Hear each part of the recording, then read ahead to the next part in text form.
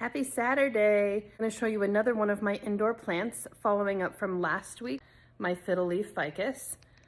I definitely have a thing for ficus trees. I love them. And this is another variety that I have. This is a banyan tree, otherwise known as an Audrey Ficus. This one's really fun. It's super unique, a little bit different. It's got velvety leaves, so the leaves are a lot softer. So it likes indirect sunlight, but it does like bright light. So I have it, it's facing south, so there's southern light coming in, but it's just the morning, the way that our living room is situated. It just gets morning light. It also is a little less finicky about its water requirement. Kate Spade tea kettle. So this one can handle getting the same amount of water once a week, but it's okay if it doesn't get completely dry between waterings. So this tree in the wild is gonna reach up to 100 feet. It's a big one.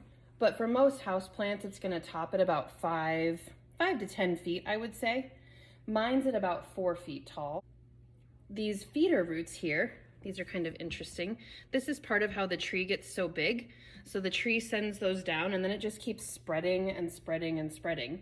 So it can get massive. It's actually the national tree of India. And the banyan tree, I think, is one of the biggest trees in the world. So it's kind of an interesting conversation piece and an interesting thing to have in a living room. I really enjoy it. One of the things to look for when you're purchasing a new ficus tree is to first look at the trunk. You want a trunk that is light in color. I'm not sure if the sunlight's gonna help here, but one that's more light in color. So this one's more, I would say, whitish tan, and then leaves that are really plump and healthy. As they come out, you can see these little sprouts. They come out a little curled and then they expand fully.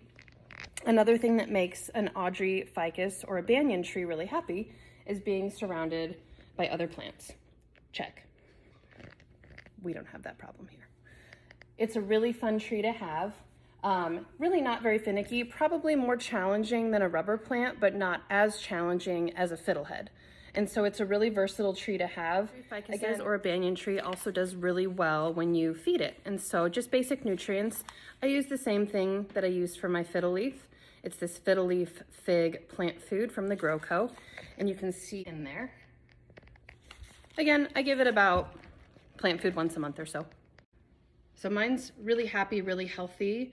Probably about 2 years old. I think my husband and daughters gave it to me for my 38th birthday.